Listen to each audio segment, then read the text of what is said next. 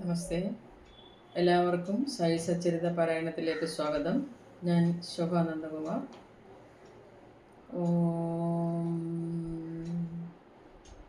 സച്ചിദാനന്ദ സദ്ഗുരു ശ്രീ സായിനാഥ് മഹാരാജ് കി ജയ്. അധ്യായം 11. സായി എന്ന സഗുണബ്രഹ്മം. ഡോക്ടർ പണ്ഡിറ്റിൻ്റെ ആരാധന. ഹാജി സിദ്ദിഖ് ഫാൽക്കെ. പഞ്ചഭൂതങ്ങളിലുള്ള നിയന്ത്രണം. സായി എന്ന സഗുണബ്രഹ്മം. ദൈവത്തിന് അഥവാ ബ്രഹ്മത്തിന് രണ്ട് ഭാവങ്ങളുണ്ട്. ഒന്ന് നിർഗുണം, രണ്ട് സഗുണം. നിർഗുണം നിരാകാരവും സഗുണം സാകാരവുമാണ്. രണ്ടും ഒരേ ബ്രഹ്മത്തെ തന്നെയാണ് പ്രതിപാദിക്കുന്നത്. ചിലർ നിർഗുണ ബ്രഹ്മവും മറ്റു ചിലർ സഗുണ ബ്രഹ്മവും ഇഷ്ടപ്പെടുന്നു. ഗീതയിൽ പറഞ്ഞ പോലെ സഗുണോപാസന എളുപ്പമാണ്. മനുഷ്യൻ സഗുണനായിരിക്കെ സഗുണോപാസന സുഗമമാണ്. സഗുണോപാസന പിന്നീട് നിർഗുണ ബ്രഹ്മത്തിലേക്ക് നയിക്കുന്നു.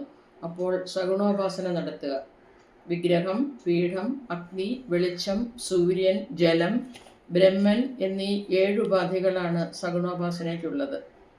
അതിലും ഉപരി സദ്ഗുരുവിനെ ഉപാസിക്കലാണ്. ഈ അവസരം സായി രൂപം ഓർമ്മിക്കുക. അദ്ദേഹത്തിൻ്റെ വാക്കിൽ വിശ്വാസവും അദ്ദേഹത്തെ ആരാധിക്കാൻ ആഗ്രഹം ജനിക്കലും മറ്റാഗ്രഹങ്ങളെ ഇല്ലാതാക്കുക. ഗംഗാജലം വഴിക്കുള്ള ജീവജാലങ്ങളെ രക്ഷിക്കും പോലെയാണ് ഋഷിമാരുടെ ജീവിതവും. അവർ മറ്റുള്ളവർക്ക് ആശ്വാസം നൽകുന്നു. ഭഗവാൻ കൃഷ്ണൻ പറഞ്ഞു, ഋഷി എൻ്റെ ആത്മാവും രൂപവുമാണ്. ആനന്ദ വിജ്ഞാന സ്ഥിതി ഭാവമാണ് ശ്രുതിയിൽ സായിബാബയായി അവതരിച്ചത്. തൈത്തരീയ ഉപനിഷത്ത് ബ്രഹ്മനെ ആനന്ദമായി വിവരിക്കുന്നു. ഈ പുസ്തകത്തിൽ വായിക്കുന്ന കാര്യം ഭക്തന്മാർ സായിയിൽ കൂടെ നേരിട്ട് കണ്ടു. ബാബയ്ക്ക് പ്രത്യേക ആസനമൊന്നുമില്ലായിരുന്നു. എന്നും ഉപയോഗിക്കുന്ന ചാക്ക് കഷണം ഭക്തന്മാർ ഒരു കിടക്കയിലാക്കി ചാരിയിരിക്കാൻ ഒരു കുഷ്യനും വെച്ചു കൊടുത്തു. ബാബ ഭക്തന്മാരുടെ മനസ്സറിഞ്ഞ് അവരെ യഥേഷ്ടം പൂജിക്കാൻ അനുവദിച്ചു. ചിലർ ചാമരം വീശി, ചിലർ വാദ്യഘോഷം മുഴക്കി, മറ്റു ചിലർ അർഘ്യം കൊണ്ട് കാൽ കഴുകിച്ചു. ചിലർ ചന്ദനവും സെന്റും പൂശിക്കൊടുത്തു. ചിലർ താമ്പൂലം നൽകി, ചിലർ നൈവേദ്യം നൽകി. ശ്രുതിയിലാണെങ്കിലും അദ്ദേഹം സർവ്വവ്യാപിയായിരുന്നു. ഇത് നിത്യം ഭക്തന്മാർക്ക് അനുഭവമായിരുന്നു. നാം ആ സദ്ഗുരുവിനെ ഭക്തിയോടെ നമസ്കരിക്കുക. ഡോക്ടർ പണ്ഡിറ്റിൻ്റെ ആരാധന. താത്യ സാഹബ് നൂൽക്കാറിൻ്റെ സ്നേഹിതൻ ഒരു ഡോക്ടർ പണ്ഡിറ്റ് ബാബ ദർശനത്തിന് ഒരിക്കൽ ഷിർദിയിൽ വന്നു. ബാബയെ വന്ദിച്ചു. മസ്ജിദിൽ കുറച്ചിരുന്നു. ബാബ അയാളോട് ദാദാഭട്ട് കൽക്കറിൻ്റെ അടുക്കൽ പോവാൻ പറഞ്ഞു. അയാൾ ദാദാഭട്ടിൻ്റെ അടുക്കൽ ചെന്നപ്പോൾ വേണ്ട പോലെ സ്വീകരിച്ചു. പിന്നീട് ദാദാഭട്ട് പൂജയ്ക്ക് പോയപ്പോൾ ഡോക്ടർ പണ്ഡിറ്റ് കൂടെ പോയി. ദാദാഭട്ട് ബാബയെ ആരാധിച്ചു. അന്നുവരെ ഒരാളും ബാബയുടെ നെറ്റിയിൽ ചന്ദനം പൂശാൻ ധൈര്യപ്പെട്ടിട്ടില്ല. മാലസബ്ദി മാത്രം കഴുത്തിൽ ചന്ദനം പൂശുമായിരുന്നു. ഡോക്ടർ പണ്ഡിറ്റ് ദാദാഭട്ടിൻ്റെ പൂജാ സാമഗ്രികളിൽ നിന്ന് ചന്ദനം വാരിയെടുത്ത് ബാബയുടെ നെറ്റിയിൽ ത്രിപുണ്ഡ്രം വരച്ചു. അതിശയകരമാവണ്ണം ബാബ യാതൊന്നും പറഞ്ഞില്ല. അന്ന് വൈകുന്നേരം ദാദാഭട്ട് ബാബയോട് ഇപ്രകാരം ചോദിച്ചു. ചന്ദനം നെറ്റിയിൽ പൂശാൻ അനുവദിക്കാത്ത ബാബ ഡോക്ടർ പണ്ഡിറ്റിനെ എങ്ങനെ അതിന് അനുവദിച്ചു? ബാബ പറഞ്ഞു, ഡോക്ടർ പണ്ഡിറ്റ് എന്നെ അയാളുടെ ഗുരു ധോബേശ്വരിലെ രഘുനാഥ് മഹാരാജായിട്ടാണ് കണ്ടത്. അങ്ങനെ അദ്ദേഹത്തിൻ്റെ നെറ്റിയിൽ പൂശും പോലെ എൻ്റെ നെറ്റിയിൽ ചന്ദനം പൂശിയതാണ്. അങ്ങനെ ഗുരുവിന് ചെയ്ത പോലെ എൻ്റെ നെറ്റിയിൽ ത്രിപുണ്ഡ്രം വരച്ചതാണ്. ബാബ ഭക്തന്മാരെ യഥേഷ്ടം ആരാധിക്കാൻ അനുവദിച്ചിരുന്നെങ്കിലും ചിലപ്പോൾ പ്രത്യേക തരത്തിൽ പെരുമാറുമായിരുന്നു. ചിലപ്പോൾ കോപിഷ്ഠനായി പൂജാ സാമഗ്രികൾ വലിച്ചെറിയും. അപ്പോൾ ആർക്കും അടുക്കാൻ കഴിയില്ല. ഇടയ്ക്ക് ഭക്തന്മാരെ ചീത്ത പറയും. ഇടയ്ക്ക് വളരെ സൗമ്യനായി കാണും. കോപത്താൽ കണ്ണ് ചുവപ്പിച്ചു നിൽക്കുമെങ്കിലും ഉള്ളുകൊണ്ട് നിർവിശേഷമായ സ്നേഹമായിരിക്കും. ഉടനെ ഭക്തന്മാരെ വിളിച്ച് തനിക്ക് കോപം വന്നത് താൻ അറിഞ്ഞില്ലെന്ന് പറയും. അമ്മ മക്കളെ ചവിട്ടിയാലും സമുദ്രം പുഴയെ വിലക്കിയാലും താൻ ഭക്തന്മാരെ അകറ്റില്ലെന്നും പറയും. അദ്ദേഹം എന്നും ഭക്തന്മാരുടെ സ്നേഹം ആർജിച്ചു. ഹാജി സിദ്ദിഖ് ഫാൽക്കെ. ബാബ എപ്പോഴാണ് ഒരു ഭക്തനെ അംഗീകരിക്കുക എന്ന് പറയാൻ കഴിയില്ല. അത് അദ്ദേഹത്തിൻ്റെ ഇഷ്ടമാണ്. സിദ്ദിഖിൻ്റെ കഥ ഉദാഹരണമാണ്.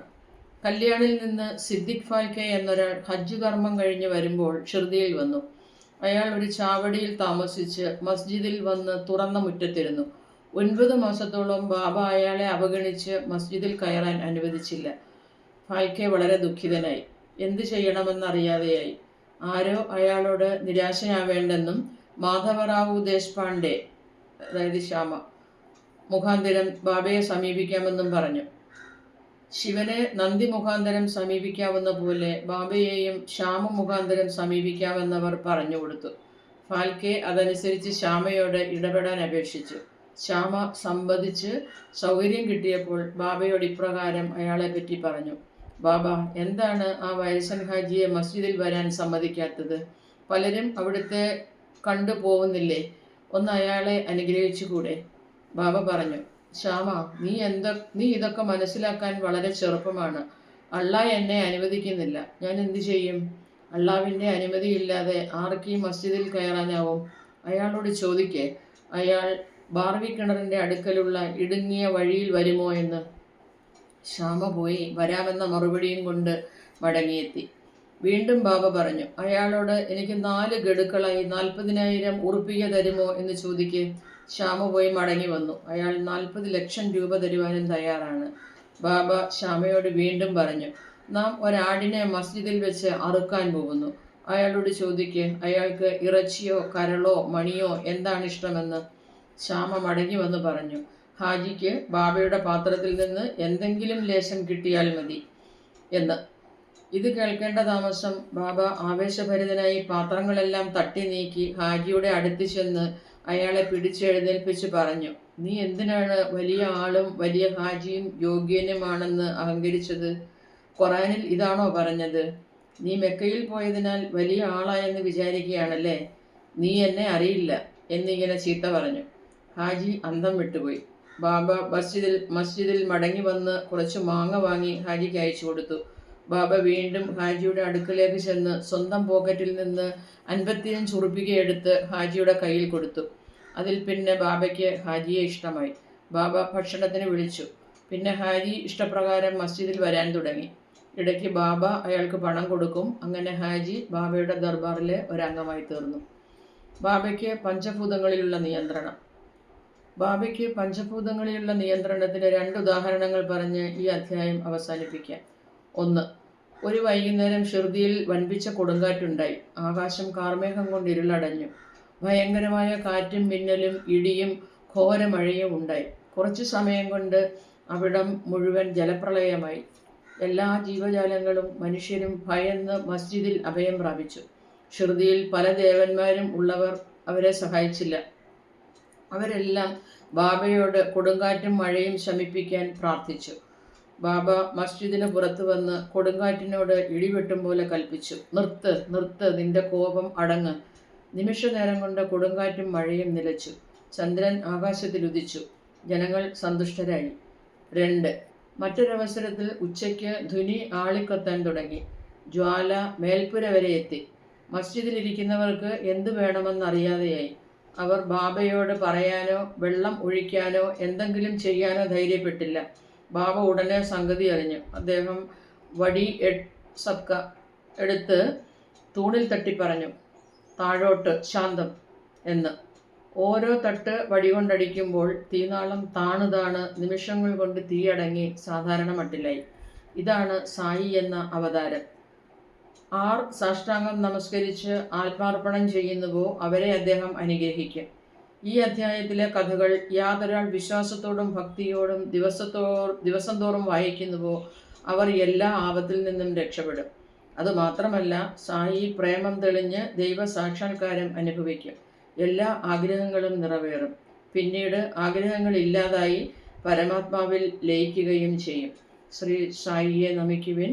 ലോകശാന്തി ഭവിക്കട്ടെ. ഓം സായിറാം. ജയ് മോഹൻജി.